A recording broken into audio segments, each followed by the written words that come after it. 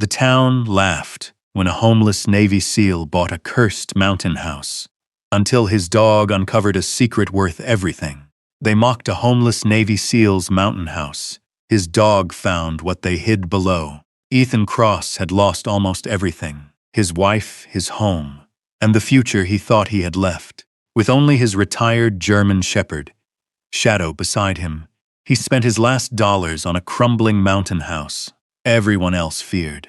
But when Shadow began digging beneath the stone foundation, they uncovered a hidden secret buried deep inside the Rockies. One powerful man had spent decades trying to find.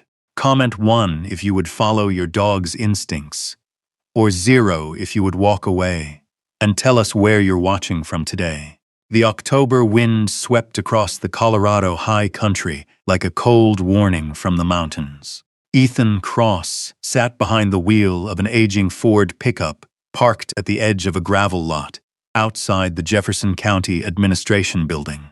The truck had more than 300,000 miles on it. Rust scarred the wheel wells. The driver's seat was torn. The heater worked only when it felt like it. For the last 8 months, it had also been Ethan's home. A gray sleeping bag lay folded behind the seat. A plastic cooler sat on the floorboard. A stack of unpaid medical bills rested inside the glove compartment. The life he had spent 40 years building had disappeared piece by piece. First came the cancer. Then came the hospital stays. Then came the funeral. After his wife Emily died, everything else followed. The savings vanished. The house was sold. The debt remained. At 61 years old, after surviving combat deployments that had nearly killed him more than once, Ethan Cross found himself sleeping in parking lots and truck stops. The only thing he still had was sitting beside him: Shadow. The German Shepherd's dark eyes watched the world through the passenger window. The retired military K9 was nearly 10 years old now. Gray fur had begun appearing around his muzzle, but his posture still carried the quiet confidence of a working dog. Ethan reached over and scratched behind his ears. "You ready for another bad decision, partner?" Shadow's tail thumped once against the seat. The dog always did that. Not excited, not worried, just present. As if no matter how bad things became, he had already decided they would face them together. Ethan smiled faintly. "Yeah, me too." Outside, people were filing into the county building. The tax auction would begin in 15 minutes. Normally, Ethan wouldn't have bothered, but 3 weeks earlier, he had seen a listing buried near the bottom of an online foreclosure notice. One property, remote mountain location, structure condition unknown, access road limited, no utility guarantees, minimum bid $4,800. The listing contained only one blurry photograph. Most people would have ignored it, but Ethan couldn't stop thinking about it. Maybe because he had nowhere else to go. Maybe because something about the lonely house standing against a mountainside reminded him of himself. Forgotten, abandoned, still standing, he stepped out of the truck. Shadow jumped down beside him. The morning air smelled of pine and distant snow. Winter was coming. Ethan pulled his worn jacket tighter around himself and headed toward the building. Inside, the auction room buzzed with conversation. Developers, investors, real estate agents, people who looked comfortable, successful. The kind of people who never worried where they would sleep. Ethan found a chair near the back wall. Shadow settled beside him. Several people glanced at the dog, then at Ethan, then looked away. A few minutes later, the auction began. Property after property sold. Vacant lots, storage buildings, commercial spaces. The numbers climbed quickly. Then the auctioneer reached the final section. Remote properties. The room visibly lost interest. The auctioneer adjusted his glasses. Property number 47. Mountain parcel outside Silver Ridge. 1 residence. Condition uncertain. A photograph appeared on the screen. The house looked even worse than Ethan remembered. Half buried against a rocky slope. Sagging roof, broken porch, dark windows. It looked less like a home and more like something the mountain had decided not to finish swallowing. A few chuckles moved through the room. Someone near the front laughed. That dump again? Another man shook his head. Nobody wants that place, the auctioneer continued. Opening bid, $4,800. Silence. Nobody raised a paddle. The auctioneer waited. Nothing. Ethan glanced down at Shadow. The dog was staring at the screen. Completely focused. Strange. Then Ethan lifted his bidder card. The auctioneer nodded. I have 4,800. Several heads turned. A woman near the front laughed openly. Seriously? The man beside her smirked. Guess somebody likes haunted houses. More laughter followed. Ethan ignored them. The auctioneer looked around. Any other bids? Nothing. Not one person moved. The room seemed almost eager to let Ethan have it. The gavel struck. Sold, the sound echoed across the room. Just like that, Ethan Cross owned a mountain house. The applause that followed wasn't congratulatory. It was amused. A few people actually shook their heads. One older rancher standing near the exit gave Ethan a long look, then he walked over. The man's face was weathered by decades of mountain winters. He studied Ethan carefully. Then he glanced toward the photograph still displayed on the screen. You bought the old Silver Ridge place, Ethan nodded. Looks that way. The rancher exhaled slowly. People have been avoiding that mountain for 30 years. Why? The man stared toward the image. For a moment it seemed he might answer. Instead he shook his head. Doesn't matter. Then he started walking away. Halfway to the door he stopped. Without turning around, he said quietly, Whatever you do, pay attention to your dog. Ethan frowned. What does that mean? But the rancher kept walking. He never answered. Outside, the sky had darkened. Clouds gathered over the Rockies. By noon, Ethan was driving west towards Silver Ridge. The road wound through endless forests and towering peaks. Golden aspens covered entire mountainsides. Snow glowed on distant summits. The scenery should have been beautiful, but Ethan's mind kept drifting. The mountains, the silence, the isolation. Places like this sometimes triggered memories, old memories, dangerous memories. A sudden crack of thunder in the distance made his hands tighten on the steering wheel. For one terrible second, the sound became something else. An explosion, a flash, a battlefield. The smell of smoke. His breathing quickened. The familiar pressure began building inside his chest. Then Shadow moved. The dog placed one paw gently on Ethan's leg. Nothing more, just contact, grounding, present, real. Ethan inhaled slowly, then again. The memory loosened its grip. Good boy. Shadow settled back down. The moment passed. Hours later, the highway gave way to mountain roads, then gravel, then dirt. Civilization slowly disappeared behind them. As sunset approached, Ethan rounded a bend and saw it, the house. It stood alone on a ridge overlooking a forgotten valley. Dark pine forests surrounded it. Steep cliffs rose behind it. The structure looked even older than the photograph. Half of the building seemed built into the mountain itself. Weathered boards creaked in the wind. Broken windows reflected the dying sunlight. No neighboring homes, no power lines. No signs of life. Just silence, a lot of silence. Ethan stopped the truck. For several moments, neither he nor Shadow moved. The mountain watched them, waiting. Then Shadow stood, his ears rose. His eyes locked onto the house. Not the porch, not the roof. Something deeper, something hidden. The dog stared so intensely that Ethan felt a chill crawl up his spine. What is it, partner? Shadow didn't look away. The wind howled across the ridge. Far below, the valley disappeared into gathering darkness. And for the first time since buying the property, Ethan felt something he couldn't explain. The strange sensation that the house had been waiting for them. Not just the house, the mountain itself. Waiting, watching, keeping a secret, and whatever that secret was, Shadow had already noticed it. Long before Ethan did. The last light of day faded behind the Colorado Rockies. As Ethan sat inside the idling pickup truck, staring at the house he now owned. The mountain house seemed almost unreal in the growing darkness. It wasn't simply old, it felt forgotten. The weathered structure clung to the mountainside, as if it had been abandoned by both time and memory. One side disappeared directly into solid stone. The other overlooked the valley below, where long shadows stretched across fields and forests like dark rivers. Shadow remained focused on the house. His ears were forward. His body was perfectly still. That alone made Ethan uneasy. During their years together, he had learned to trust the dog's instincts more than his own. "Let's go see what we bought," Ethan finally said. Shadow immediately jumped from the truck. The gravel crunched beneath Ethan's boots as he approached the front porch. The wood groaned beneath his weight. The front door hung slightly crooked on its hinges.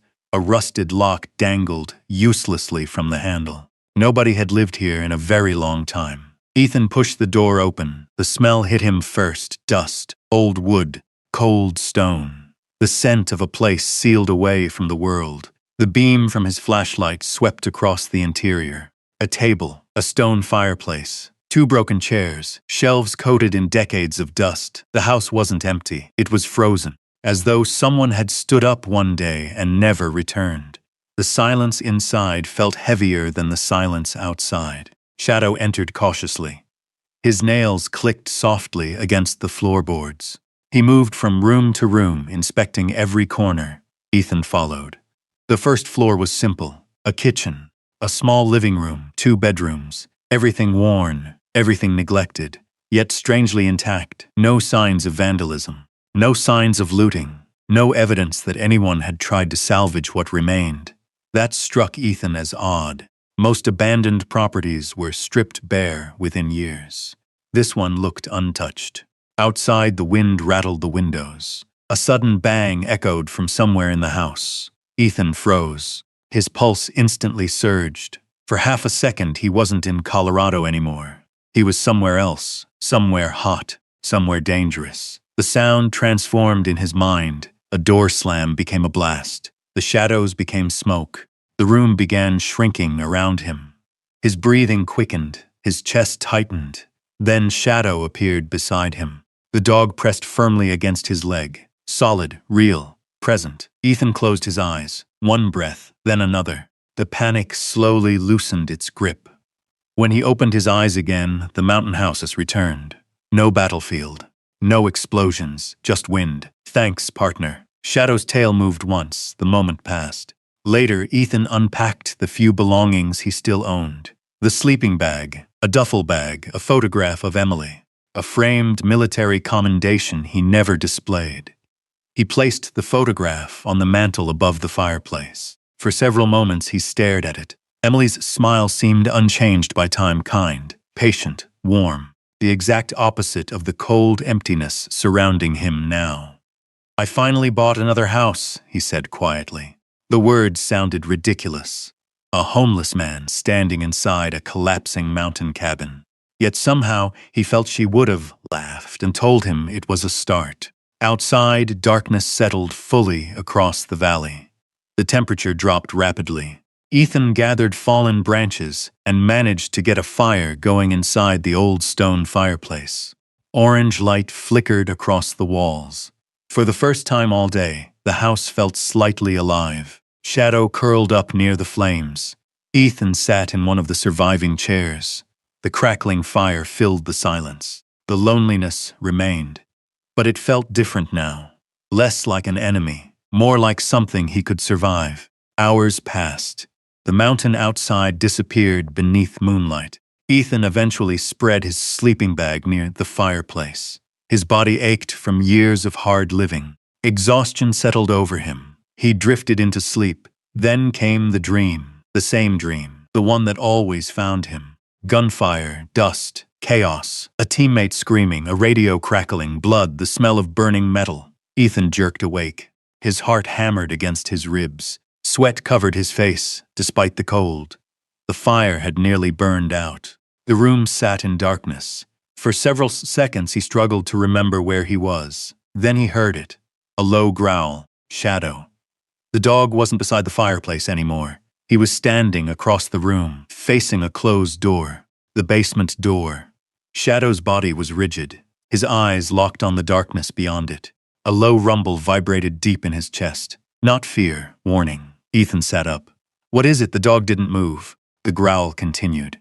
Ethan grabbed the flashlight. The beam illuminated the old wooden door. Nothing seemed unusual. No movement, no sound, yet Shadow refused to look away. Finally, Ethan stood and approached. The closer he got, the colder the air seemed to become. He grasped the handle. The door creaked open. Stone steps descended into darkness. The basement. The flashlight revealed old shelves, broken crates, dust.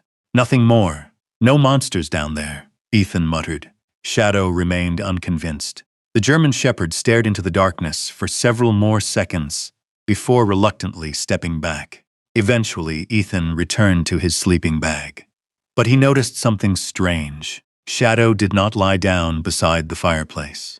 Instead, the dog positioned himself directly in front of the basement door, watching, guarding, waiting. Morning arrived beneath a pale gray sky. Sunlight filtered through the dusty windows. Ethan stepped onto the porch, carrying a cup of coffee heated over the fire. The valley stretched below him, beautiful, silent, miles of forests, open fields, snow-capped peaks rising beyond the horizon. For the first time in months, he felt something unfamiliar. Hope, tiny, fragile, but real. Maybe this place wasn't much. Maybe the house was falling apart. Maybe everyone else thought he was crazy. But it was his. No landlord. No parking lot. No borrowed couch. Just a mountain house and a loyal dog. A beginning. Then he looked down. Shadow stood beside the porch, not looking at the valley, not looking at the mountains, looking back at the house, specifically at the section where the structure disappeared into solid rock. The dog remained completely focused, as if he could hear something hidden beneath the mountain, something waiting in the darkness below. And for the first time, Ethan began wondering if the old rancher at the auction had been right. Maybe he really should pay attention to his dog. The next few days settled into a quiet rhythm. Every morning, Ethan woke before sunrise. He fed Shadow, started a fire, walked the property, then spent the day repairing whatever part of the mountain house looked closest to collapse. The work was exhausting, but it felt good. For the first time since Emily's death, he had a purpose, a simple one. Keep moving, keep fixing, keep breathing. The mountain seemed determined to make that difficult. Cold winds swept down from the peaks every afternoon. The nights dropped below freezing. Several windows had to be boarded over before the first snow arrived. Still, Ethan kept working, and Shadow kept watching. Not the valley, not the forest, the house, specifically the basement. By the fourth day, Ethan could no longer ignore it. Every time he entered the basement, Shadow followed. Every time he left, Shadow lingered behind. The dog would stand motionless near the far wall, staring, listening, waiting. It made no sense. The basement itself was unremarkable. Stone walls, dust, old shelves, rotting crates. Nothing else, at least. Nothing Ethan could see. Yet Shadow's behavior grew stranger. At night, he refused to sleep near the fireplace. Instead, he curled up directly beside the basement door, guarding it. The first few times, Ethan laughed it off. The 10th time wasn't funny anymore. One evening, while organizing supplies, Ethan noticed Shadow sitting motionless again. The dog hadn't moved in nearly 20 minutes. His eyes remained locked on the same section of wall.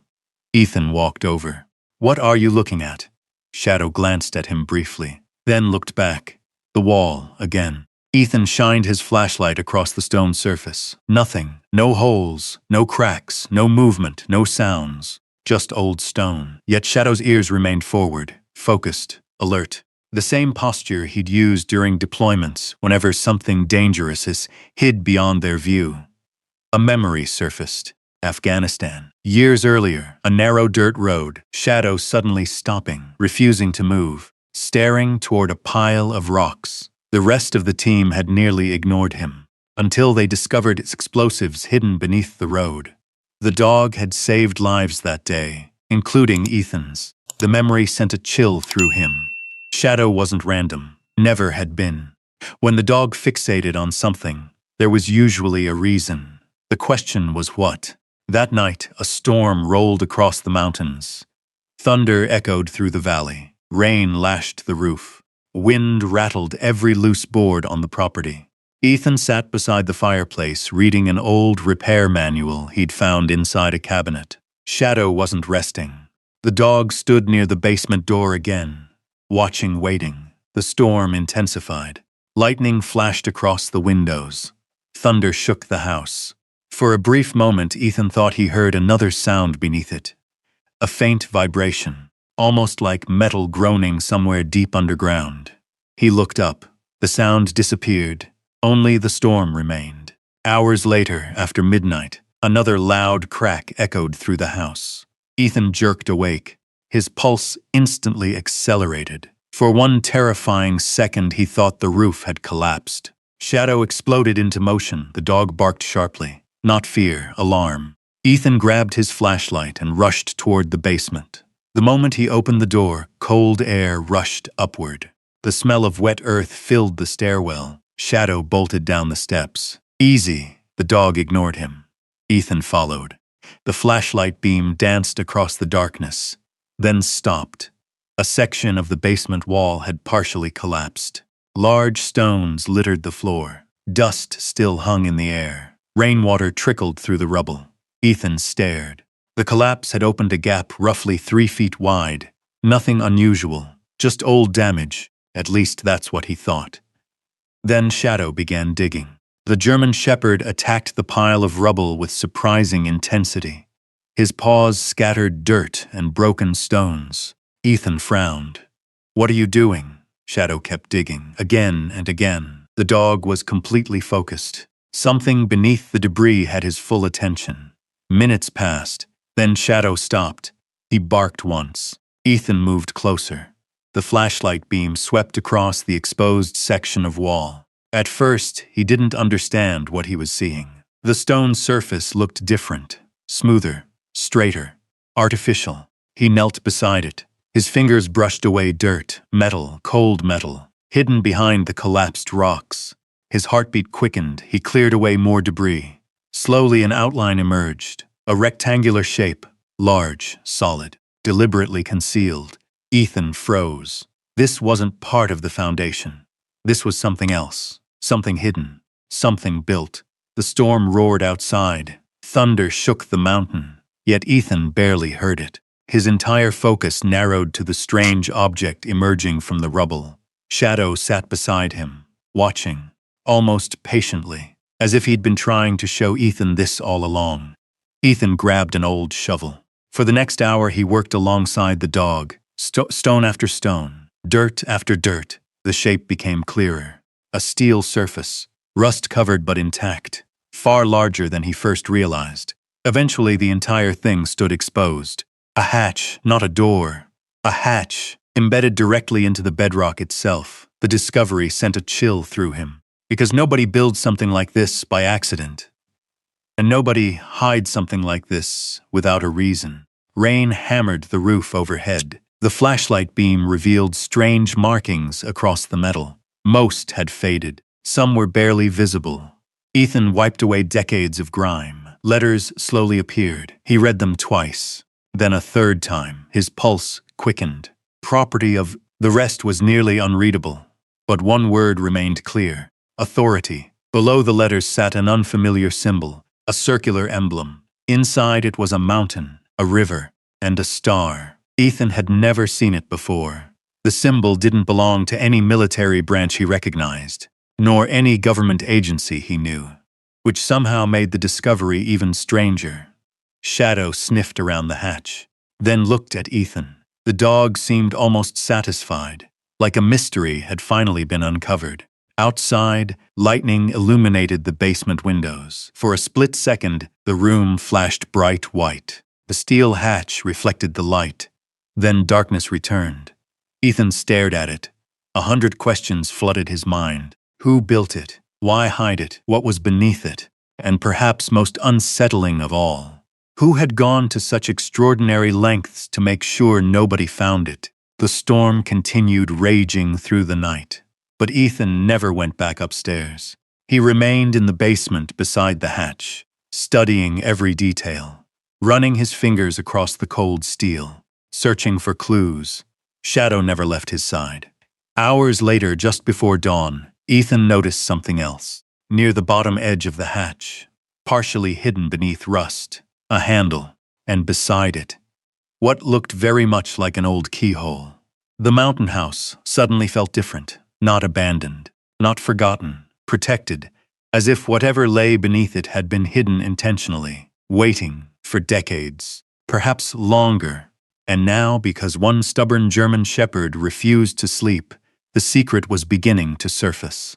Neither Ethan nor Shadow knew it yet, but the moment that wall collapsed, everything about Ethan's life had started to change. Dawn arrived hidden behind thick storm clouds. The mountain seemed wrapped in gray silence. Rainwater dripped steadily from the roof, while cold fog drifted through the pine trees surrounding the house. Ethan hadn't slept. He sat in the basement beside the steel hatch, studying it beneath the glow of a lantern. Shadow rested nearby, not sleeping, watching, the same way he had watched the wall for days, almost as if his job wasn't finished yet. Ethan rubbed a hand across his tired face. The hatch looked ancient. Its surface was scarred by rust and age, but the steel remained remarkably solid. Whoever built it had expected it to last, and it had. The strange emblem continued bothering him. Mountain, river, star. It felt official, yet unfamiliar. Military training had taught Ethan to recognize symbols quickly. This one belonged nowhere he could remember. He brushed away more dirt. Beneath layers of grime, additional letters appeared. Most remained unreadable, but one word emerged clearly. Conservation. Ethan frowned. Conservation Authority. The phrase meant nothing to him. Shadow stood and approached. The dog sniffed the hatch once more before looking directly at Ethan. The message was obvious. Open it. I would if I could. Ethan examined the keyhole again. Old, unusual, far larger than a normal lock. Whatever key belonged here wasn't something he could pick up at a hardware store. The realization frustrated him. After discovering a secret hidden beneath the mountain, he was stopped by a lock. Still, he refused to force it. Something about the hatch felt important. Damaging it seemed reckless. By noon, the rain had finally eased. Ethan decided he needed information. And information meant people. The nearest town sat 15 miles away. Silver Ridge, or what remained of it. The road descending from the mountain wound through forests and rocky cliffs, before eventually opening into a small valley. The town looked like many former mining communities scattered throughout the Rockies. A handful of businesses, old brick buildings, weathered storefronts, more history than money. Ethan parked near the main street. Shadow immediately drew attention. Several locals nodded respectfully toward the German shepherd. One elderly man even stopped to admire him. Beautiful dog, Ethan smiled. He knows it, the old man chuckled. Looks smarter than most people around here. That's not a high bar. The man laughed and continued walking. For the first time since arriving in Colorado, Ethan felt something unusual. Community, tiny, distant, but present. His stomach growled. He followed the smell of fresh coffee toward a diner sitting near the center of town. A faded sign above the entrance read, Boone's Diner. The interior looked frozen somewhere around 1978. Wood paneling, old photographs, vinyl booths, a long counter polished by decades of use. The smell of bacon filled the air. A few ranchers occupied the corner tables. Everyone noticed Shadow. Nobody seemed bothered by him. In fact, several smiled. A woman in her 70s stood behind the counter. Silver hair, sharp eyes, the kind of face that suggested she'd seen everything. She glanced at Ethan, then Shadow, then the mud covering both of them. You mountain people? Ethan laughed softly. I guess so. She pointed toward a booth. Sit down before you freeze. Minutes later, coffee arrived. The woman introduced herself as Martha Boone, owner, cook, waitress, apparently all three. Ethan quickly learned that Martha knew everyone and everything. The conversation remained casual at first. Weather, road conditions, tourists. Then Martha asked the question, So where exactly are you staying? Ethan took a sip of coffee. The old house above the valley. Martha stopped wiping the counter. Which old house? The one near the ridge. Silence. The reaction was immediate. Two ranchers looked up. One exchanged a glance with the other. Martha slowly set down the rag. The stone house? Ethan nodded. The diner grew noticeably quieter. Not hostile, just surprised. Bought it last week. Nobody spoke for several seconds. Finally, Martha exhaled. Well, that's encouraging. A small smile crossed her face. Depends how you look at it. One of the ranchers approached. A broad-shouldered man in his 50s. Weathered face, friendly eyes. You actually bought that place? Ethan nodded. The rancher shook his head. Most folks won't even drive past it after dark. Why? The man looked toward Martha. Martha looked back. Neither seemed eager to answer. Finally, the rancher shrugged. Stories. What kind of stories? Depends who you ask. The rancher sat across from him. My grandfather used to say people were always looking for something up there. Ethan frowned. Looking for what? The rancher laughed. If anybody knew that, they would have found it. Martha finally spoke. All I know is strangers have been asking questions about that mountain for years. Questions? She nodded. Developers, researchers, survey teams, government people. Ethan sat forward. What kind of government people? Martha shrugged. Different ones. Never stayed long. The information sent a chill through him, because suddenly the hidden hatch felt less isolated. Maybe somebody knew about it. Maybe lots of people knew. Just not enough to find it. Shadow suddenly lifted his head, his ears rose. The dog stared toward the front window. Ethan followed his gaze. A black SUV rolled slowly past the diner. The vehicle didn't stop, didn't park. Yet something felt odd about it. The tinted windows, the slow speed, the way it seemed to be observing the town. Then it disappeared around the corner. Shadow continued watching. Martha noticed. What's wrong with him? I don't know. But Ethan wasn't entirely convinced. The dog rarely focused on vehicles. Not unless something about them mattered. The conversation shifted again. Eventually Martha leaned closer. Listen. Her voice lowered. If you really bought that house, she hesitated. Be careful. The words landed heavier than Ethan expected. Because of ghost stories? No. The smile vanished from her face. Because some people get very interested whenever somebody moves up there. Before Ethan could ask more questions, the diner door opened. Cold air swept inside. Every conversation stopped. A tall man entered. Expensive jacket. Polished boots. Confident smile. The kind of confidence money creates. Several locals immediately looked away. Others straightened. The atmosphere changed instantly. Martha's expression hardened. The man noticed and smiled wider. He walked toward the counter. For a moment his eyes landed on Ethan, then on Shadow. The look lasted only seconds. Yet Ethan felt it. Assessment, calculation, recognition. The stranger nodded politely, then ordered coffee. Nothing unusual, nothing threatening. Yet the entire diner seemed relieved when he finally left. Ethan watched through the window as the man climbed into another black SUV and drove away. Who was that? Nobody answered immediately. Finally, Martha spoke. Warren Hale. The name meant nothing to Ethan. Should it? The rancher beside him sighed. Depends. On what? The rancher stared through the window. On how much land you own. The answer lingered in Ethan's thoughts during the drive back up the mountain. The hidden hatch, the strange stories, the people searching, the warning from Martha, and now Warren Hale. By the time the house appeared through the trees, the sun was sinking toward the western peaks. Long shadows stretched across the valley. The mountain looked darker than before, older somehow, waiting. Ethan parked the truck. Shadow jumped out immediately. Instead of heading toward the porch, the dog trotted directly toward the house, toward the basement, toward the hidden hatch. As if something beneath the mountain had been waiting all day for their return. And, for the first time, Ethan found himself wondering whether the hatch was only the beginning, because the deeper mystery wasn't what had been hidden. The deeper mystery was why so many people seemed determined to keep it hidden. The mountain seemed unusually quiet that evening. No wind, no rain, no distant thunder, just stillness. the kind of silence that made every sound feel important.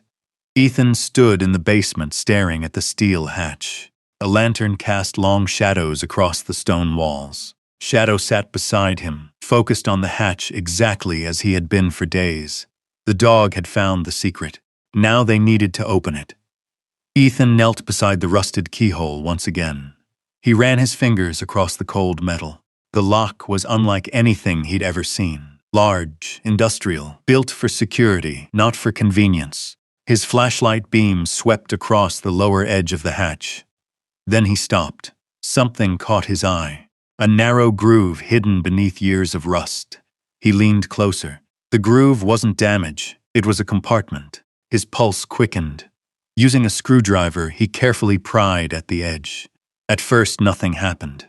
Then a small metal panel snapped loose. Behind it sat a cylindrical object wrapped in oilcloth. Ethan froze. Slowly, he pulled it free. The cloth crumbled with age. Inside was a key, a very large key, heavy brass, darkened by decades underground. For a long moment, he simply stared. The key had been hidden inside the hatch itself, as if whoever built this place expected the right person to eventually find it. Shadow stood immediately, tail still, ears forward, ready. "You've got to be kidding me." Ethan looked from the key to the lock. The fit seemed obvious, almost too obvious. Yet his hand hesitated. Something about the moment felt larger than opening a door, like crossing a boundary, a line between two lives, the life he'd known, and whatever waited beyond the hatch. Finally, he inserted the key.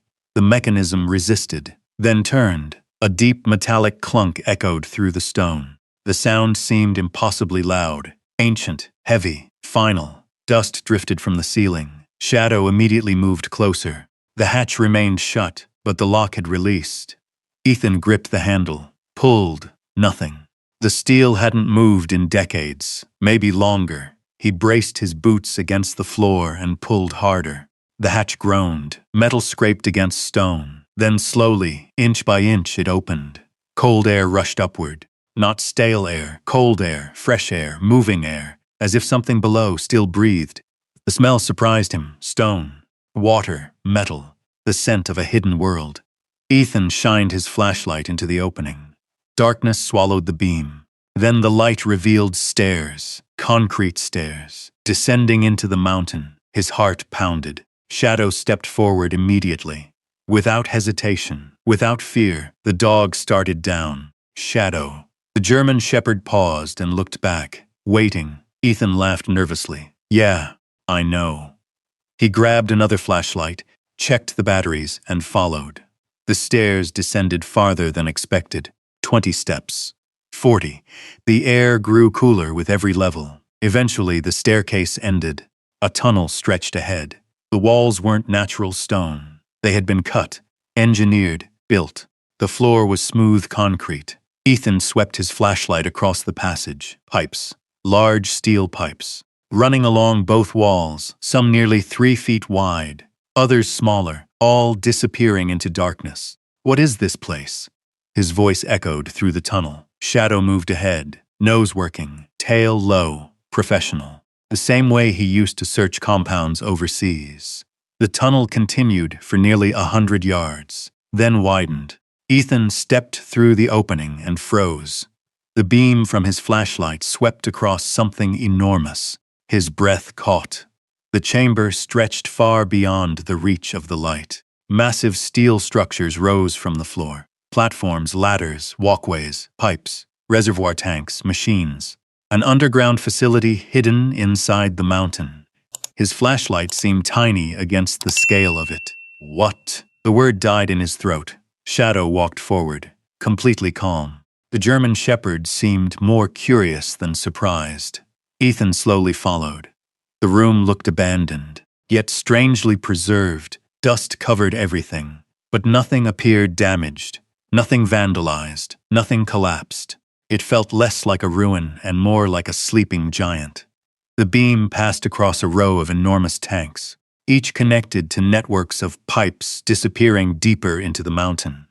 A control panel stood nearby, its switches and gauges frozen in time. Ethan approached. He brushed dust from a metal plate. Letters emerged. Water regulation system. His stomach tightened. Water. The word immediately connected to the stories he'd heard. The ranchers, the valley, the warnings. Shadow suddenly barked. Not alarm, discovery. The dog trotted toward the far side of the chamber. Ethan followed. Near the back wall stood something unexpected. A desk. An ordinary wooden desk. It looked absurd sitting in the middle of such an enormous underground complex. A lamp rested on top. Beside it sat several leather-bound journals. Dust coated everything, but the journals remained intact. Ethan carefully picked one up. The cover cracked softly. The first page contained neat handwriting. January 14, 1962. He flipped further. Entry after entry, maintenance reports. Flow levels, inspections, records. Someone had worked here for years, maybe decades. Then he found a name, the Keeper. Not an individual name, a title. The Keeper is responsible for ensuring fair distribution throughout the valley. Ethan frowned. He continued reading.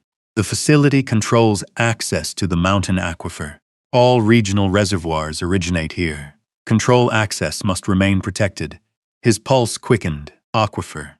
Water source. The pieces slowly began fitting together. This wasn't a mine. It wasn't military. It wasn't government. At least not exactly.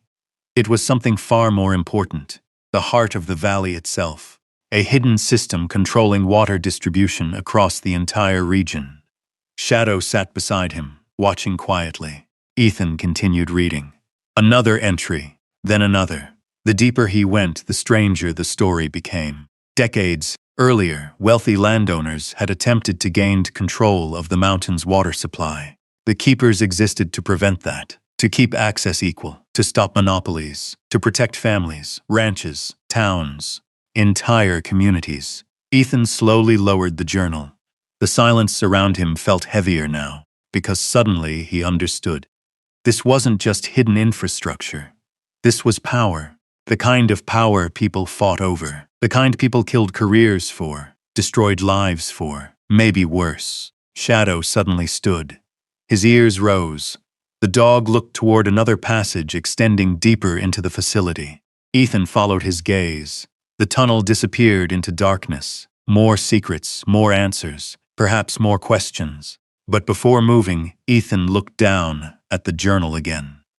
One line near the bottom of the page caught his attention. The handwriting appeared older, more personal.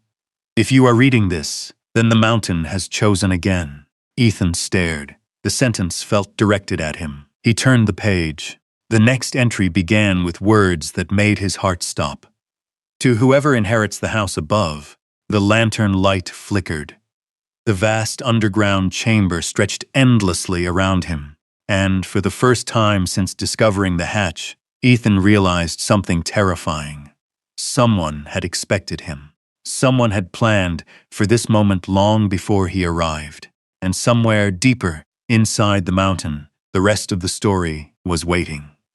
The underground chamber felt different now. Not abandoned, not forgotten, purposeful. As though every pipe, every steel beam, every page in the journal had been placed exactly where it needed to be, waiting for him. Ethan sat at the wooden desk while Shadow rested beside his chair. The dog seemed unusually calm, almost comfortable, as if the deeper they ventured into the hidden facility, the more certain he became that they belonged there. The lantern cast a pool of golden light across the open journal. Dust drifted lazily through the air. Beyond the desk, darkness swallowed the massive chamber. Ethan turned the page. The handwriting remained steady, deliberate, disciplined. The sort of writing produced by someone who understood responsibility. To whoever inherits the house above. If you are reading this, then circumstances have unfolded as they were meant to.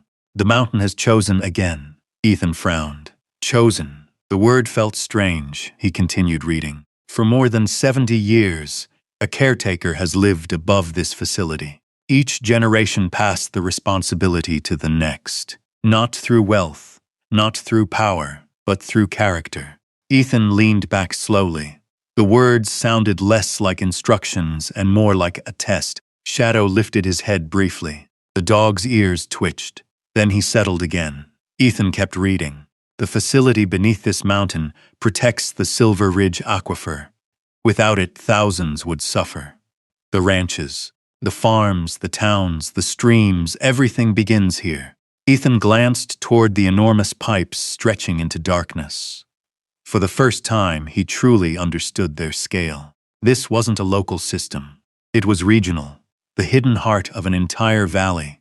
He turned another page. The first attempts to seize the aquifer began in 1958. Several wealthy interests attempted to purchase control of local water rights. They failed. The journal continued. More entries, more years, different names, different threats. The pattern remained the same. Whenever drought arrived, someone tried to gain control. Whenever resources became scarce, somebody sought ownership, and every time the keepers resisted. Protecting access, protecting balance, protecting ordinary people. Ethan found himself admiring the unknown men and women who had carried the responsibility. Decades of service. No recognition, no reward, just duty. It reminded him of people he'd served with, the quiet professionals, the ones who never needed applause. The next entry made him stop.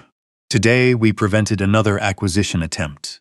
The investors never discovered the facility exists.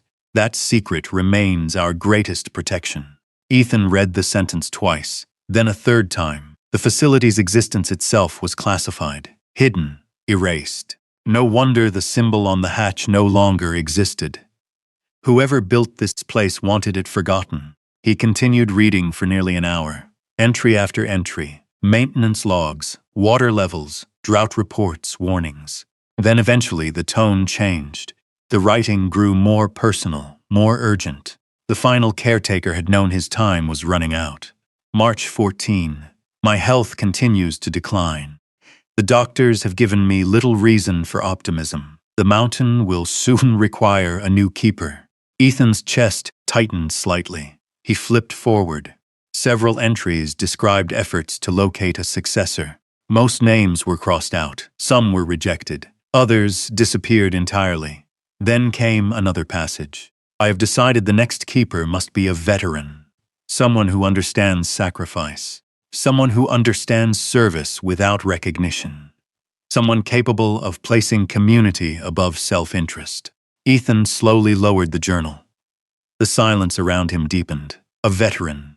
The words echoed inside his mind. He looked around the enormous underground facility, at the desk, at the journals, at the machinery, at the hidden world beneath the mountain. Then back to the page. The final caretaker hadn't been searching for just anyone. He'd been searching for someone specific. The realization made Ethan uneasy.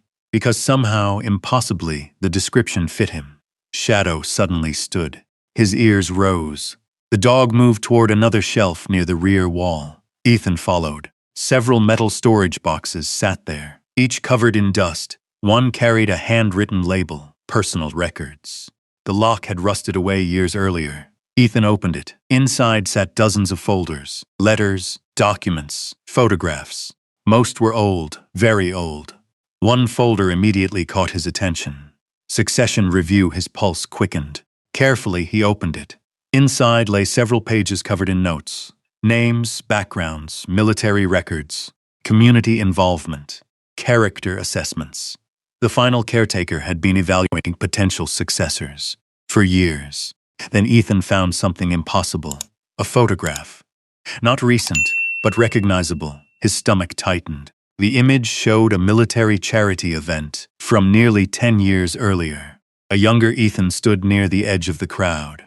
Shadow sat beside him. The photograph had been taken long before Ethan ever arrived in Colorado, long before he lost Emily, long before he became homeless. The picture had been placed inside the succession file. Ethan stared. His pulse hammered. How? Shadow looked up at him. The dog seemed equally puzzled. Another note rested behind the photograph. The handwriting matched the journal. Candidate demonstrates resilience, strong service record, exceptional bond with working dog, possesses integrity despite personal hardship. Continue observation. Ethan's throat went dry. Observation. Someone had been watching him, not recently, years ago. The mountain's caretaker had somehow known who he was, known about Shadow, known enough to place him inside the file. The discovery left him speechless. He looked at the date. 7 years earlier, long before the auction, long before any of this. A chill crawled across his skin. Because the inheritance suddenly wasn't an accident. The auction wasn't an accident. The house wasn't an accident. Somewhere along the way, someone had arranged events to lead him here. Shadow nudged his hand gently. The contact grounded him, helped him think. Ethan exhaled slowly. Somebody knew. The dog stared back. And for the first time, Ethan wasn't sure whether that realization comforted him or frightened him. Hours passed. Outside, darkness settled over the mountains. Inside the facility, Ethan continued reading, learning, understanding. The final caretaker's entries became increasingly urgent. Then he reached the last journal. The final pages. The final months. The handwriting had become weaker, more fragile. Yet, one entry stood out immediately. If you are reading this, then my greatest fear has likely returned. Someone will eventually come for the aquifer. They always do. Ethan sat forward. The next line made his stomach tighten. The man currently acquiring land throughout the valley concerns me deeply. His resources continue expanding. His influence continues growing. If he discovers the facility, everything we protected may be lost. Ethan turned the page. Only one name appeared, written clearly, written deliberately. Warren Hale. The lantern flickered. The vast underground chamber suddenly felt colder. The name from the diner. The man who had entered and instantly changed the atmosphere of the room. The man every rancher seemed uncomfortable discussing. The final caretaker had known about him years ago and apparently feared him. Shadow stood immediately, his body stiffened. The dog's ears locked toward a tunnel, disappearing deeper into the facility. A low growl rumbled in his chest. Ethan looked up. The tunnel stretched into darkness, silent, still. Yet something had changed. The dog sensed it first, just as he always did. And somewhere beyond the reach of the lantern, hidden deeper inside the mountain, another secret was waiting. One that would explain exactly why Warren Hale had spent years searching for something buried beneath the Rockies. Shadow's growl echoed softly through the underground chamber. The sound seemed unnaturally loud against the silence. Ethan rose from the desk and aimed his flashlight toward the tunnel, disappearing into darkness. Nothing moved. Nothing appeared. Yet the German Shepherd remained fixed on the passage, alert, focused, listening, the same way he had listened to the basement wall before discovering the hatch. Ethan had learned long ago that ignoring Shadow was usually a mistake. Still, exhaustion had begun catching up with him. Hours of reading journals beneath the mountain had blurred together. His mind was overloaded. Water systems, secret caretakers, the hidden facility, the succession file, Warren Hale. Most of all, the unsettling realization that someone had been watching him years before he ever arrived in Colorado. The mountain seemed determined to answer one question while creating 3 more. "Tomorrow," Ethan said quietly. Shadow looked back at him. "We'll come back tomorrow." The dog reluctantly relaxed. Together, they made their way toward the stairs. As they climbed, Ethan glanced back one final time. The lantern light illuminated the desk, the journals, the massive pipes stretching into darkness, the hidden heart of the valley. Then the shadows swallowed everything. By the time they emerged into the basement, night had fully settled over the mountain. Cold air seeped through the cracks in the house. The old structure creaked softly. For the first time since discovering the hatch, Ethan locked the basement door behind him. Not because he feared something inside, but because he feared someone outside. The thought followed him into sleep. The next morning arrived clear and cold. Fresh snow dusted the highest peaks. Sunlight poured across the valley below. For a few minutes, standing on the porch with coffee in hand, Ethan almost convinced himself everything was normal. Then he noticed the truck. A dark pickup parked on the road below the property, far enough away to avoid attention, close enough to watch. His pulse quickened. The vehicle remained there for nearly 10 minutes. Then it drove away, slowly, purposefully. Shadow watched it disappear. The dog didn't bark, he simply stared. The same way he had stared at the black SUV in town. Ethan didn't like that, not one bit. Later that afternoon, he drove into Silver Ridge. He needed supplies, more batteries, fuel, a few basic tools, and perhaps more information. The town appeared peaceful beneath the autumn sunlight, yet Ethan noticed things he had missed before. Several storefronts sat empty. Some ranches on the outskirts looked neglected. Fields appeared dry despite recent weather. The valley carried subtle signs of struggle. At Boone's diner, Martha greeted him with her usual blunt honesty. "You look like a man who found something." Ethan nearly choked on his coffee. Martha smirked. "I've been reading people longer than you've been shaving." Ethan smiled, despite himself. "That obvious?" "Very." She poured more coffee. "So what did you find?" Ethan hesitated. Not because he distrusted her, because the truth sounded impossible. Fortunately, Martha saved him from answering. "Never mind." She leaned against the counter. "The mountain's secrets belong to the mountain." Ethan studied her. "You know more than you're saying. Everybody in Silver Ridge knows more than they're saying." The answer wasn't helpful, but it felt honest. A familiar voice interrupted them. "Ethan," he turned. A woman in a deputy's uniform stood near the entrance. Early 40s, sharp eyes, confident posture. The badge on her chest read, "Rachel Mercer." Ethan stood. "I don't think we've met." "We haven't." She extended her hand. "I'm Deputy Rachel Mercer." Ethan shook it. The deputy glanced at Shadow. A smile crossed her face. "Beautiful dog. Don't tell him that." "Why? He already knows." Rachel laughed. The tension immediately eased. She sat across from him. "Mind if I ask you a question?" "Depends. About the mountain house." There it was again. The house. Always the house. Ethan nodded cautiously. "What about it?" Rachel folded her hands. "Have you had any visitors?" The question surprised him. "No." "Nobody?" He thought about the truck parked below the property. "Not yet." Rachel seemed relieved, then concerned. "Good. Why?" The deputy glanced around the diner before answering. "Because whenever somebody buys land near that ridge, certain people become interested." Martha snorted from behind the counter. "That's one way of putting it." Rachel ignored the comment. Ethan leaned forward. "You're talking about Warren Hale." The deputy's expression changed instantly. Not fear, something close to frustration. "You've heard of him." Martha gave me the short version. Rachel sighed. "The short version is complicated enough." Ethan waited. The deputy lowered her voice. "Hale owns more land than anyone else in the valley." So every year he owns more." The answer seemed simple. "Too simple," Rachel continued. "Ranches fail. People sell. Hale buys. That's business." Rachel shook her head. "Not always."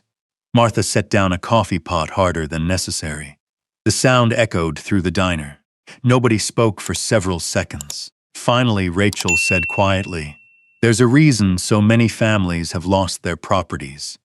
Ethan noticed the way both women avoided specifics, as if discussing Hale openly made them uncomfortable or cautious. Then Rachel changed the subject. "Just be careful." "Of what?" The deputy looked directly at him. "Of attracting attention." The warning lingered long after she left. That evening, Ethan drove through the valley before returning home. The landscape looked beautiful at first glance. Rolling ranchland, golden grass, wooden fences, open skies. Then he noticed something else. Dry creek beds, nearly empty ponds, fields struggling despite recent snowmelt. The signs appeared everywhere. Water problems. The realization hit him immediately. The aquifer, the facility, the hidden water system beneath the mountain. Suddenly, everything connected. The struggling ranches, the land acquisitions, the caretaker journals, Warren Hale. A cold feeling settled in Ethan's chest. If the mountain controlled the valley's water, then whoever controlled the mountain could control far more than water. They could control survival itself. By sunset, he was back at the house. The mountain stood silent beneath the fading sky. Shadow immediately headed toward the basement. But halfway there, the dog stopped. His ears rose. A low growl emerged. Ethan froze. What is it? Shadow turned toward the rear side of the property. The forest. Ethan followed his gaze. At first he saw nothing, then movement, a figure, far away, standing among the trees, watching the house. The person remained motionless for only a few seconds, then disappeared into the forest, gone, like a shadow. Ethan's pulse accelerated. He hurried toward the tree line. Shadow sprinted ahead. Together they reached the spot. Nothing, no person, no vehicle, only footprints in the damp soil, fresh, recent, watching. The realization sent a chill through him. Somebody had been observing the house, and judging by the direction of the tracks, they had been watching for quite a while. Shadow sniffed the ground, then looked back toward the mountain, toward the hidden facility beneath it, toward the secret warren Hale had apparently spent years searching for. And for the first time since arriving in Silver Ridge, Ethan stopped feeling like the hunter. Someone else had entered the game, and they already knew exactly where he lived. The realization followed Ethan through the entire night. The footprints remained clear in his mind long after darkness settled over the mountain. Someone had stood in the trees, watching, not passing through, not hiking, watching. The difference mattered. The old house creaked softly in the cold wind. Shadow refused to leave the windows. The German Shepherd moved from room to room, checking the property with quiet determination. Every so often he would stop and stare into the darkness beyond the glass, listening, searching. Ethan trusted that instinct, because the dog had been right about everything else. The basement, the hatch, the facility, the journals, the mountain itself. Around midnight, Ethan finally drifted into an uneasy sleep. The nightmare arrived almost immediately. Dust, gunfire, the roar of helicopters, a teammate calling his name, the sharp crack of incoming fire. The familiar helplessness, the overwhelming certainty that someone wasn't coming home. Ethan jolted awake, his heart pounded, sweat covered his face despite the freezing air. For a moment he didn't know where he was. The mountain house, the fireplace, the silence. Slowly reality returned. Then he felt it. Shadow.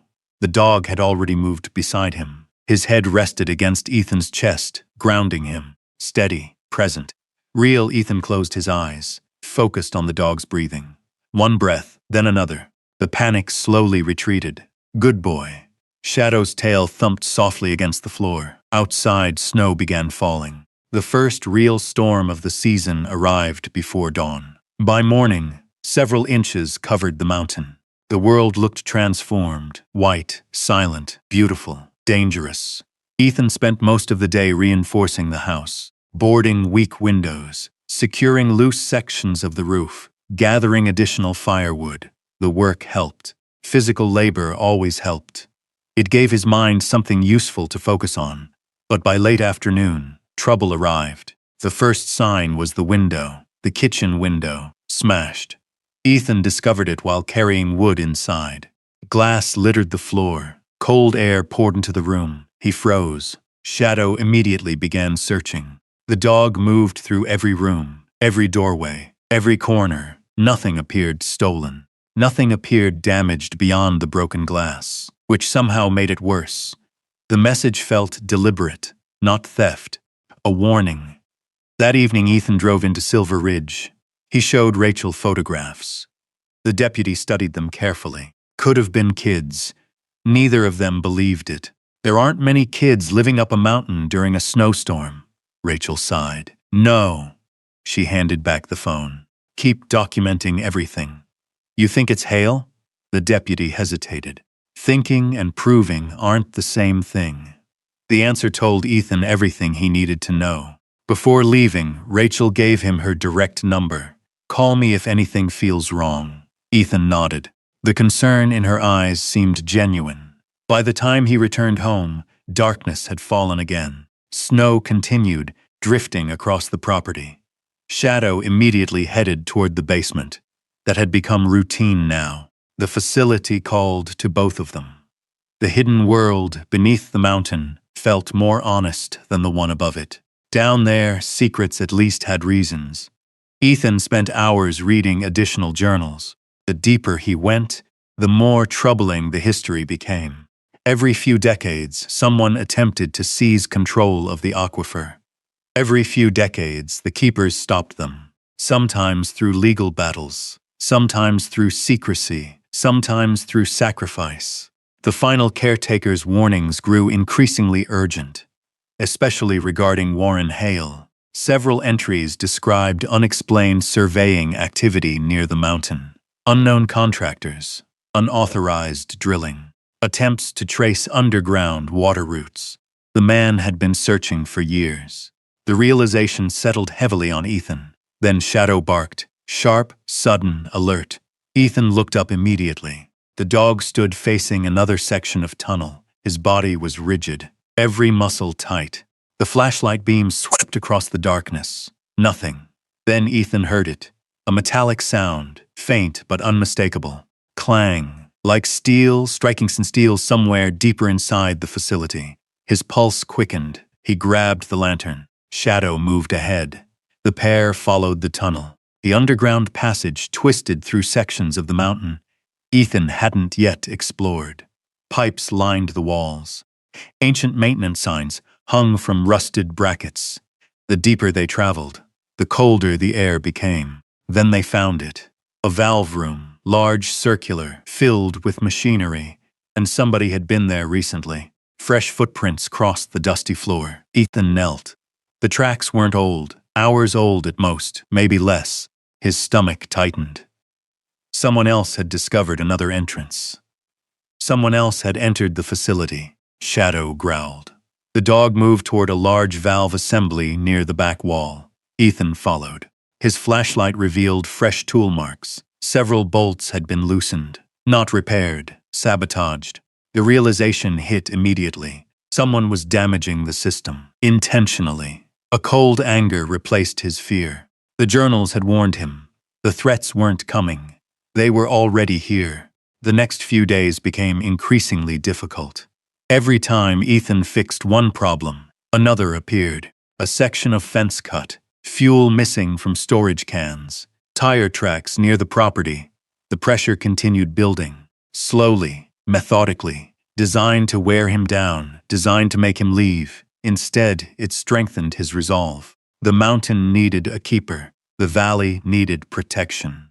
And for the first time in years, Ethan had something worth fighting for. Then came the worst night. The snowstorm arrived after sunset. Heavy, relentless, wind screamed across the ridge. Visibility disappeared entirely. Most people would have stayed inside. But sometime after midnight, Shadow began barking. Not warning, alarm. Ethan grabbed a flashlight and rushed outside. The dog sprinted toward the rear of the property, toward the hidden section of mountain concealing the facility. Ethan followed through knee-deep snow. Then he saw them, 3 figures, moving through the storm, flashlights, tools, heading toward an old maintenance access, partially hidden among the rocks. The same access route Ethan hadn't even discovered yet. His pulse hammered. The intruders froze when they saw him. For one moment, everyone stood still, snow swirling between them. Then the strangers turned and ran. Shadow launched forward instantly. The German Shepherd disappeared into the storm. Shadow! Ethan chased after them. The mountain became chaos. Snow, darkness, shouting, flashing lights. The figures scrambled through the trees. One slipped, another vanished downslope. Shadow pursued relentlessly. Then came the sound, a sharp yelp. The kind Ethan never wanted to hear. His blood ran cold. Shadow! The dog emerged moments later from the darkness, limping. One front leg barely touching the ground. The intruders were gone. The storm had swallowed them. Ethan dropped to one knee. His heart sank. Shadow's shoulder was bleeding. Not severe, but enough. Enough to hurt. Enough to matter. The German Shepherd tried to stand tall anyway. Still searching. Still protecting. Still refusing to quit. Ethan gently wrapped his arms around him. For a moment, neither moved. Snow settled across both of them. The mountain stood silent around them. And suddenly a terrible thought entered Ethan's mind. For years after Emily died, Shadow had been the reason he kept going. The dog had carried him through grief, through loneliness, through homelessness, through nightmares, through everything. Now for the first time, Ethan found himself confronting a possibility he never wanted to face. What if someday Shadow couldn't protect him anymore? The thought hurt more than any threat Warren Hale could ever make. Ethan carried the dog back toward the house. The storm continued raging. The mountain remained hidden beneath darkness. But one thing had become painfully clear. This was no longer a mystery, no longer a search, no longer an inheritance. It had become a battle. And someone out there had just proven they were willing to fight for whatever was hidden beneath the mountain. The storm finally passed 2 days later. Sunlight returned to the Rockies. Fresh snow glittered across the peaks like scattered diamonds. But inside the mountain house, the mood remained heavy. Shadow lay near the fireplace, with his injured shoulder carefully wrapped. The veterinarian in Silver Ridge had assured Ethan the injury would heal. Nothing was broken, no permanent damage, just time, rest, patience. 3 things neither Ethan nor Shadow enjoyed. The German Shepherd hated being confined. Every time Ethan looked away, Shadow attempted to stand. Every time Ethan told him to rest, the dog sighed dramatically, as if recovering from an injury was the greatest injustice he'd ever faced. At least the stubbornness meant he was healing. Ethan tried to focus on that, because the alternative thoughts were darker. What if Shadow had arrived a few seconds later? What if the intruders had reached the facility? What if next time things became worse? The questions lingered, so Ethan buried himself in work, repairing damage, reviewing the journals, learning everything possible about the mountain. The more he read, the more one realization became impossible to ignore. The facility contained far more than water infrastructure. It contained history, hidden history. Entire sections of records described people who had devoted their lives to protecting the aquifer. Most names meant nothing to him, until one afternoon. Shadow slept beside the desk, while Ethan sorted through another storage room deep inside the facility. The room sat beyond the valve chamber, hidden behind a rusted steel door. Unlike the main archives, this area felt personal, private. Boxes labeled family, correspondence, memorials. The final caretaker had preserved more than maintenance records. He had preserved lives. Ethan carefully opened another metal container. Dust floated into the lantern light. Inside sat dozens of photographs. Old black and white images, community events, ranch families, construction crews, caretakers standing proudly beside sections of the facility. He examined each one, then stopped, his breath caught. A photograph rested near the bottom. Unlike the others, this image appeared newer, perhaps 30 years old. Several men stood together beside a mountain stream. Most wore work clothes. One wore a military uniform. Ethan's heart skipped. The photograph trembled slightly in his hands. No, it couldn't be. Yet it was. The face was unmistakable. Even younger, even thinner, even before the gray hair. He knew that face, because he had spent most of his childhood wondering why it disappeared. His father, Daniel Cross. For several seconds, Ethan simply stared. The underground chamber seemed to disappear around him. The world narrowed to the image. His father stood beside several members of the caretaker network, smiling, alive, part of something. Ethan lowered himself into a chair, his pulse hammered. The photograph shattered decades of assumptions. Growing up, he'd believed his father abandoned them. That was the story everyone told. His mother rarely spoke about him. When she did, pain filled her voice. Then eventually, even those conversations stopped. The man became a ghost, a missing chapter, an absence. Yet here he was, standing inside a photograph hidden beneath a mountain in Colorado, connected to the facility, connected to the keepers, connected to everything. Shadow slowly lifted his head. The dog sensed the shift immediately. Ethan stared at the photograph. His throat felt tight. His chest felt heavier, because anger and hope were colliding inside him. If his father had abandoned them, why was he here? And if he hadn't, then what had really happened? His eyes dropped toward the back of the photograph. Words had been written there, faded, but readable. Summer 1989. Aquifer Protection Committee. Daniel Cross and regional caretakers. Ethan swallowed hard. His father hadn't merely visited. He'd been involved, deeply involved. The discovery sent him searching through every remaining box, hour after hour, full folder after folder. The deeper he searched, the more evidence appeared. Reports, letters, meeting notes, references to Daniel Cross, always connected to the mountain, always connected to protection efforts, always connected to the aquifer. Then he found the safe. The steel box sat hidden behind shelving near the rear wall, almost invisible beneath decades of dust. Its lock had already been opened years earlier. Inside sat a single folder. One name appeared across the front, Daniel Cross. Ethan's hands trembled. Slowly he opened it. The first document inside was a service record. Military, then another, then several photographs, then letters. Dozens of letters, most addressed to the caretaker. One in particular immediately drew his attention. It had never been mailed, never delivered.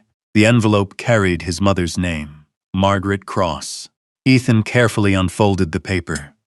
The handwriting matched his father's. If you're reading this, then things went wrong. The sentence hit him like a punch, he continued. I wanted to come home. God knows I wanted to. But the people pursuing this mountain discovered more than they should have. The caretakers believe leaving is no longer safe for you, for Ethan. Ethan stopped breathing. His own name stared back from the page. The next lines blurred slightly as emotion surged through him. I pray someday he'll understand why I stayed away. I pray he'll know I never abandoned him. The silence became overwhelming. Shadow slowly approached. The dog rested his head against Ethan's knee, grounding him, steadying him. The familiar gesture helped, a little, but not enough, because decades of anger suddenly felt unstable. Every painful memory, every unanswered question, every lonely birthday, every moment he'd believed his father chose something else over family. Now uncertainty replaced certainty. What if none of it had been true? Ethan continued reading. The letter described threats, pressure, attempts to identify caretaker locations, individuals seeking control over regional water systems. The same conflict, repeated through generations. His father hadn't disappeared chasing another life. He had disappeared protecting something. Protecting people. Possibly protecting Ethan himself. The final paragraph nearly broke him. Tell my son that courage is not the absence of fear. It's choosing what matters most when fear demands otherwise. Tell him I loved him every day, even when I could not be there. The words blurred. Ethan lowered the letter. For several minutes he sat silently. The underground room felt impossibly still. Only Shadow remained beside him. Patient, loyal, present. Eventually Ethan looked toward the photograph again. The image felt different now. Not evidence of abandonment. Evidence of sacrifice. Painful, complicated, incomplete, but different. Then another realization struck him. If his father had been part of the caretaker network, someone had hidden the truth. Deliberately. The records didn't merely reveal what happened. They revealed what someone wanted forgotten. The question became obvious. Who benefited from burying the truth? Who wanted Daniel Cross erased? Who wanted the caretakers forgotten, and why? Shadow suddenly lifted his head. A low growl emerged. Ethan followed the dog's gaze toward another section of records inside the safe. One folder remained unopened. Unlike the others, it carried a red marking. Confidential. Inside rested several pages, and on the very first page appeared a name Ethan now recognized all too well. Warren Hale. The date shocked him. The document was nearly 20 years old, which meant one thing. Warren Hale's connection to the mountain began far earlier than anyone realized. And somewhere inside those pages waited the answer to a mystery even older than his father's disappearance. The underground archive felt colder than before. Ethan sat alone at the desk beneath the lantern's glow, while snow drifted silently across the mountain far above. Shadow rested nearby. His injured shoulder was healing, slowly, but the old German shepherd refused to leave Ethan's side. The dog watched him carefully as Ethan opened the confidential file. Inside were reports stretching back nearly 2 decades, land purchases, survey maps, corporate records, water rights acquisitions. At first glance, they appeared ordinary. Then the pattern emerged. Every struggling ranch Warren Hale purchased sat directly above major underground water routes. Every property acquisition followed the same formula: drought, financial pressure, foreclosure, purchase, again, again, again. The file contained notes written by the final caretaker. The observations grew increasingly concerned over the years. Hale does not seek land. He seeks control. Ethan turned another page. The next note was even more troubling. He believes the mountain contains the source. If he discovers the aquifer control facility, the valley will become dependent upon him. Ethan leaned back slowly. The caretaker had understood Hale long before anyone else. This wasn't about development. It wasn't about ranching. It wasn't about business. It was about power. Water was merely the tool. The final report stopped him cold. Projected outcome: if Hale acquires system control, over 70% of regional water access could fall under a single authority within 15 years. Ethan stared at the page. 70%. Entire communities, entire livelihoods, entire generations. The hidden facility beneath the mountain wasn't simply valuable. It was priceless. And suddenly, Ethan understood why people had followed him, why the house had been watched, why intruders risked entering the mountain during a snowstorm. The battle had never been about ownership of the property. The house was only the door. The real prize sat beneath it. A sharp bark interrupted his thoughts. Shadow had stood. The dog faced the tunnel leading toward the main control chamber. His ears were forward, alert, focused. Ethan immediately grabbed the lantern. Together they followed the passage. The control room seemed almost alive now. The enormous facility hummed softly around them. Water flowed through massive pipes hidden inside the mountain. Ancient machinery remained operational despite decades of isolation. The screens on the main control console glowed faintly. Most had activated automatically after Ethan restored several systems. For weeks, he had only understood fragments of what they displayed. Tonight, something changed. A new screen had awakened. The display showed a detailed map of the entire valley. Blue lines spread beneath ranches, farms, streams, and towns. Water routes, distribution channels, reservoir connections, the hidden circulatory system of Silver Ridge. Ethan stepped closer. Words slowly appeared. Primary control status available. His stomach tightened. Another message followed. Authorized keeper access granted. Shadow sat beside him, watching, waiting. The machine seemed to recognize Ethan, as if the succession process described in the journals had never truly ended. The console suddenly illuminated another section. A sealed compartment opened with a soft click. Inside rested a leather folder. Dust covered its surface. Embossed across the front were 2 words: Final Protocol. Ethan carefully opened it. The pages inside were brief, direct, urgent. If the facility is compromised and control can no longer be protected, the keeper must activate the Freedom Lock. Ethan frowned. The Freedom Lock. He had never encountered the term before. He continued reading. Activation permanently removes all human control over aquifer distribution. Natural flow systems will remain operational. Water access will continue. Ownership becomes impossible. The valley will belong to no one. The words seemed almost unreal. He read them again and again. The meaning remained the same. The Freedom Lock was the mountain's final safeguard, the last defense against corruption, against greed, against control itself. But there was a cost. Once activated, it could never be reversed, ever. Shadow nudged his hand gently. Ethan looked toward the glowing valley map. The temptation appeared immediately. He hated admitting it, but it was there. The system could make him wealthy, incredibly wealthy.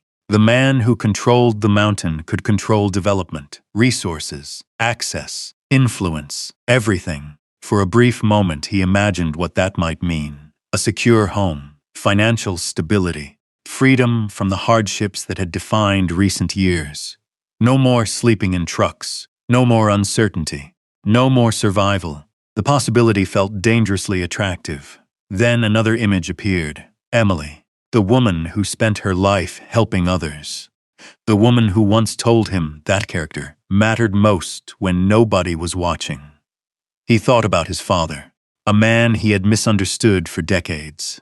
A man who sacrificed everything protecting people he would never meet. Then he thought about the ranchers, the families, the children growing up in the valley, the people who depended upon water they never knew flowed through the mountain.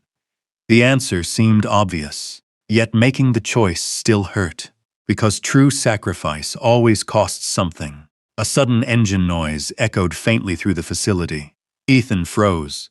Shadow growled instantly. The sound came from outside. Vehicles, multiple vehicles. His pulse quickened.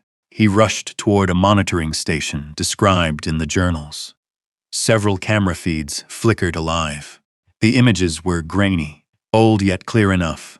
3 black SUVs climbed the mountain road. A 4th followed behind. The convoy stopped near the house. Doors opened. Men emerged. Not hikers, not tourists, not neighbors, professionals. The final vehicle arrived last. A familiar figure stepped out. Tall, confident, expensive coat, Warren Hale. Ethan stared.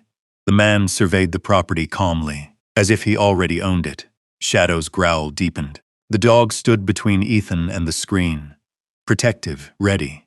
Another camera activated automatically. Audio crackled through hidden speakers. Warren Hale's voice echoed inside the control room.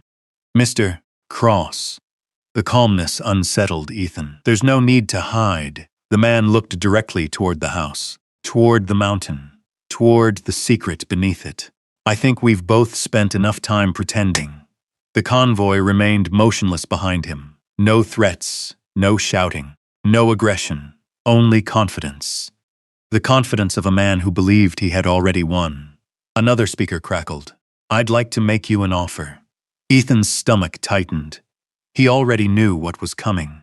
The mountain seemed to know too, because at that exact moment, the main control screen illuminated a final message. Keeper decision required.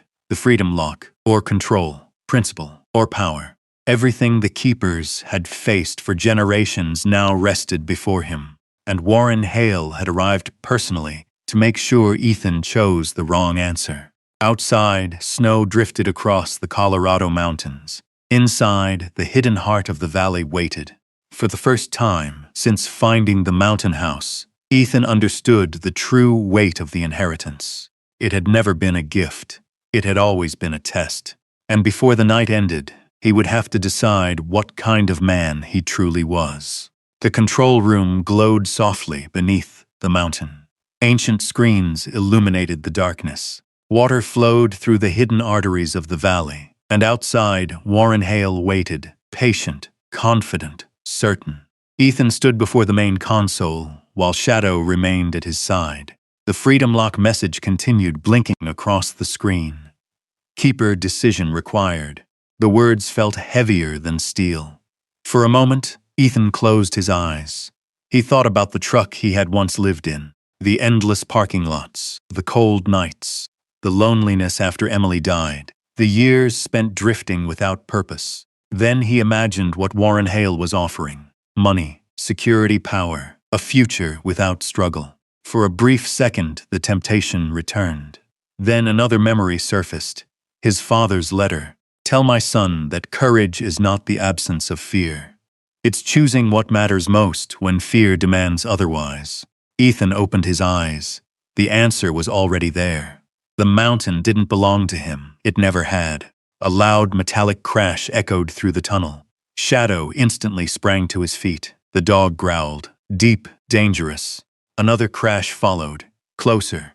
Ethan turned toward the security monitor. The feed showed the hidden maintenance entrance, the one Shadow had discovered during the snowstorm. Its steel door now hung open. Several men were entering the facility. Flashlights swept across the darkness. They moved quickly, purposefully. Someone had shown them the route, Warren Hale. The realization came immediately. The offer had never been the real plan. The offer was simply a distraction. Shadow barked sharply. The men were already inside. Ethan grabbed the radio system connected to the old facility. A voice crackled from another speaker. Warren Hale. You don't have much time, Mr. Cross. His voice remained calm, almost friendly. I'd prefer this ends peacefully. Ethan laughed once. There wasn't any humor in it. You brought people into my house. I brought people to protect an investment. The answer made Ethan's jaw tighten. The mountain trembled slightly as distant footsteps echoed through the tunnels.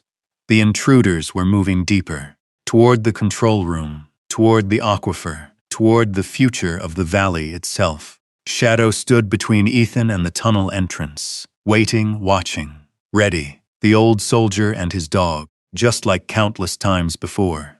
The irony wasn't lost on Ethan. For years after leaving the military, he had searched for purpose.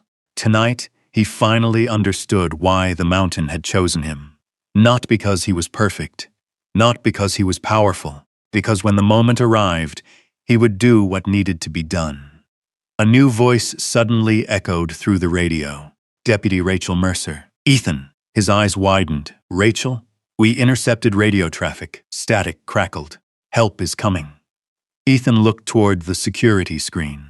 The intruders had nearly reached the lower chambers. There isn't time.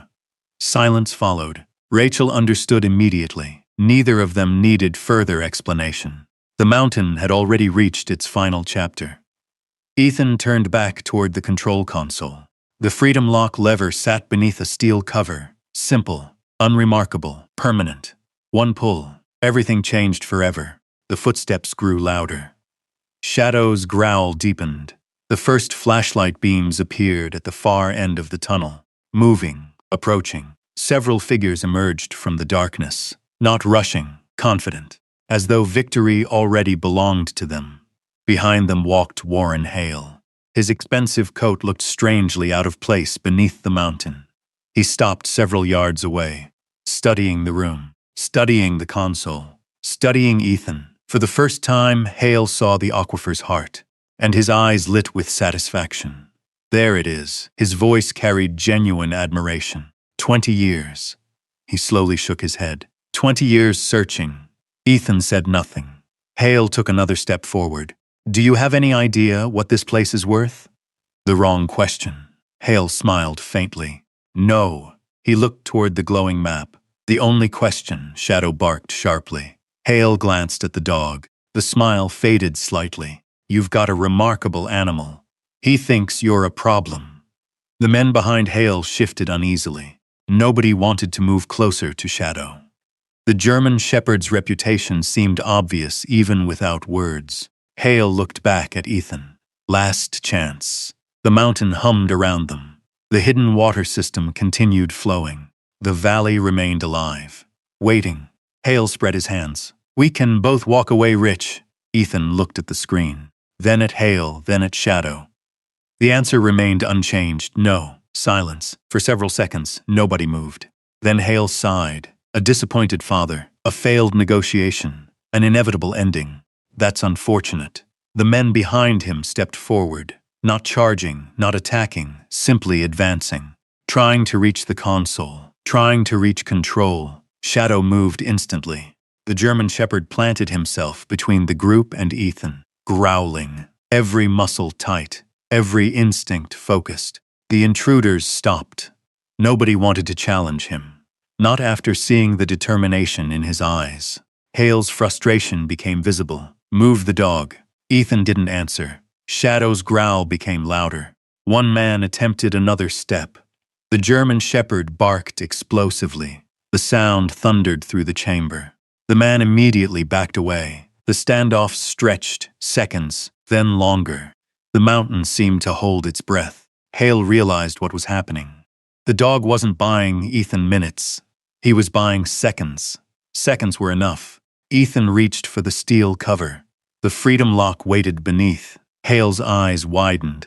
No. For the first time all night, genuine fear appeared in his voice. The realization struck him. He wasn't about to gain control. He was about to lose the possibility forever. Hale stepped forward. Shadow instantly blocked him. The dog stood firm despite his healing shoulder. Pain didn't matter. Age didn't matter. Nothing mattered except protecting his partner. The mountain. The mission. Just like always.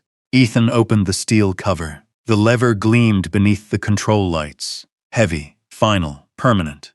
Hale's voice echoed through the chamber. "Think about what you're doing." Ethan nodded. "I am." The valley map glowed across the screen. Streams, wells, farms, families. People who would never know his name. People who would never know what happened beneath the mountain tonight. And somehow that felt right. Hale took another desperate step. Shadow blocked him again. The old German shepherd's legs trembled slightly. His injured shoulder strained, yet he refused to move. The sight nearly broke Ethan's heart. Years together. Deployments, loss, recovery, loneliness. The dog had carried him through all of it. Now Shadow was carrying him one final time, buying him the moment he needed. Ethan wrapped both hands around the lever. The mountain seemed to go silent. No footsteps, no voices, no machinery. Only the sound of water. The sound the keepers had protected for generations. Hale stared. The intruders stared. Shadow never looked away from Ethan. The old dog trusted him completely, just as he always had. Ethan pulled the freedom lock. The lever moved slowly, then locked into place. Deep inside the mountain, something enormous awakened. A thunderous roar echoed through the facility. Stone trembled. Steel groaned. Ancient gates began moving. Massive mechanisms engaged for the first time in decades. Warning lights flashed. The valley map transformed. Ownership protocols disappeared. Control systems shut down. Distribution authority terminated. The mountain was releasing itself, freeing itself. The freedom lock had been activated, forever. Hale stared at the screen, his face turned pale. No, the word barely escaped his lips. The realization crushed him. 20 years, gone. The dream of ownership, gone. The valley could never belong to anyone now. Not Hale, not Ethan, not anybody. The mountain had chosen freedom. Then another sound broke through the chaos. A sharp yelp. Ethan's heart stopped. Shadow staggered. The old dog remained standing, but barely. The strain of the confrontation, the injury, the exhaustion, everything had finally caught up with him. Shadow. Ethan rushed forward. The German shepherd slowly sat down beside him. Breathing heavily, still alert, still watching, still protecting. Even now. The mountain continued sealing itself around them. The freedom lock was complete. The valley had been saved. But as Ethan knelt beside his oldest friend, only one question mattered. Was Shadow going to be all right? The mountain continued trembling around them. Deep beneath the Colorado Rockies, ancient mechanisms completed their final task. Massive gates sealed. Control systems shut down. Ownership vanished forever. Yet Ethan barely noticed. His entire world had narrowed to one aging German shepherd. Shadow. The dog's breathing was heavy, but steady. That mattered. Ethan gently rested a hand against his neck. The familiar warmth remained. The familiar loyalty remained. Most importantly, so did the life. The old dog opened his eyes. For a brief moment, he looked almost annoyed, as if the entire situation had interrupted a perfectly good evening. A weak tail thumped against the concrete floor. Once, then again. Relief hit Ethan so hard he nearly laughed. "You stubborn old soldier." Shadow blinked. The dog seemed to accept the compliment. Several minutes later, Deputy Rachel Mercer arrived with emergency responders and county officials. Warren Hale remained silent throughout the investigation. For the first time since Ethan had met him, the wealthy developer looked defeated, not angry, not furious, defeated. The freedom lock had taken away the one thing he truly wanted: control. Without the ability to manipulate water access, his long-term strategy collapsed. The mountain had ended the fight in the only way that mattered, by refusing to belong to anyone. As dawn approached, Ethan and Shadow finally emerged from the hidden facility. The first sunlight touched the snow-covered peaks. Cold air filled Ethan's lungs. For a long moment, he simply stood on the porch, watching, breathing, listening. The valley stretched below him, peaceful, unchanged, yet somehow completely different. The battle had ended, the mountain had chosen, and the world kept turning. Weeks passed. Winter slowly surrendered to spring. The transformation began quietly. At first, it appeared in the streams. Creek beds that had remained dry for years began flowing again. Then wells improved, reservoir levels stabilized. Ranches that had struggled through repeated shortages suddenly found reliable water returning. Nobody celebrated publicly. Most people never learned the full truth, but they noticed the results. Fields turned green. Livestock thrived. Families stopped talking about selling their land. The valley began healing. One morning, Ethan drove through Silver Ridge and saw something he hadn't seen before: optimism. The change showed itself in small ways. A closed storefront reopened. Fresh paint appeared on old buildings. Children played outside the school. People smiled more often. Hope had returned, not because anyone became rich, because people no longer feared losing everything. Meanwhile, Warren Hale's empire slowly unraveled. Without artificial shortages driving property values downward, ranch owners stopped selling. Several investigations followed. Business arrangements once hidden beneath complicated paperwork attracted attention. The details mattered less than the outcome. His influence faded. The valley moved on without him. And for the first time in decades, nobody controlled its future. Months later, the mountain house looked completely different. New windows reflected the sunlight. The roof had been repaired, the porch rebuilt. Fresh paint covered the weathered walls. The house no longer looked abandoned. It looked alive. More importantly, it felt alive. Ethan spent much of that summer transforming the property. Not into a business, not into a tourist attraction, into something Emily would have loved: a retreat. A place where struggling veterans could stay while rebuilding their lives. Nothing complicated. A few guest rooms, shared meals, fishing trips, conversations around a fire. A place where people could remember they weren't alone. Word spread quietly. One veteran became 2, then 5, then 10. Some stayed a weekend, others stayed longer. The mountain offered something many of them hadn't found elsewhere: peace. And every guest met Shadow. The old German shepherd became the unofficial ambassador of the property. Children adored him. Veterans trusted him. Everyone seemed drawn to him. Perhaps because loyalty is something people recognize immediately when they see it. One evening in early autumn, nearly a year after Ethan purchased the house, Deputy Rachel Mercer arrived carrying a weathered envelope. "I found something." Ethan looked up from the porch. "What kind of something?" Rachel smiled. "The kind you've been searching for." The envelope was old, very old. His name appeared on the front: Ethan Cross. The handwriting looked familiar. His heartbeat quickened. He already knew why. Slowly, he opened it. Inside rested a letter. The signature at the bottom confirmed his suspicion: Daniel Cross, his father. The letter had been written decades earlier, long before the auction. Long before Ethan ever discovered the mountain. Long before he understood any of it. He began reading. "If you're holding this letter, then the mountain has finally brought you home." Ethan sat down heavily. Rachel quietly stepped away, giving him privacy, giving him space. The words blurred slightly as he continued. "I never wanted you to inherit money. Money disappears. I never wanted you to inherit power. Power corrupts. I wanted you to inherit purpose." The sentence struck deep. The letter continued. "The mountain was always intended for you. Not because you are my son. Because I believed you would choose people over yourself. The same choice every keeper eventually faces." Ethan swallowed hard.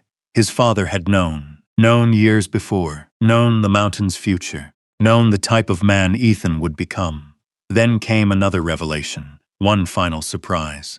The letter explained how Shadow entered Ethan's life. Years earlier, after Daniel Cross joined the Caretaker Network, he developed a close friendship with another military handler, a man who would eventually become Shadow's original partner. When that handler died, arrangements were quietly made to ensure the dog would continue serving alongside someone worthy of him, someone connected to the same values, the same mission, the same promise.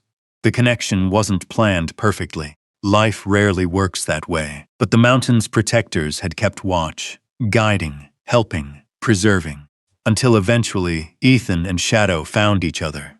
The final thread, the final connection, the final piece. By the time Ethan reached the end of the letter, tears blurred his vision. Not from sadness, not entirely, from understanding. For years he had believed himself abandoned, lost, forgotten. The truth proved something very different. He had been loved from a distance, protected from a distance, prepared for a responsibility he never knew existed. The sun slowly lowered across the valley. Golden light spilled across the mountains. Rachel eventually left. The property grew quiet, peaceful. Shadow slowly climbed onto the porch beside him. Older now, a little slower, a little grayer, but still there, still loyal, still watching over him. Ethan folded the letter carefully, then looked out across the valley. Streams shimmered below like silver ribbons. Ranches stood strong. Fields glowed gold beneath the setting sun. Life filled the land, exactly as the keepers intended. Shadow rested his head against Ethan's boot. The familiar gesture brought a smile. "You know something, partner?" The dog's ears twitched. "We made it." Shadow's tail thumped once. The mountains stood silent around them. The same mountains that once hid secrets. The same mountains that once hid pain. Now they held something else. Home. Not the house. Not the land. Not the inheritance. Home was the place where loyalty led you. The place where sacrifice meant something. The place where broken people found healing. The place where a man who had lost everything finally discovered he still had a future. As the last light disappeared behind the Rockies, Ethan sat quietly beside the dog, who had saved him more times than he could count. Below them, the valley glowed with life. Beside him, Shadow slept peacefully. And for the first time since losing Emily, Ethan felt something he thought was gone forever. Peace. The mountain had kept its promise, and at long last, Ethan Cross was finally home. If you believe doing the right thing matters more than owning power, type yes in the comments. And if you've ever had to stand your ground when nobody else would, drop a 1 below and share where you're watching from. If stories about justice, loyalty, and ordinary people refusing to give up mean something to you, subscribe and join us for the next journey across the mountains, ranches, and back roads of America.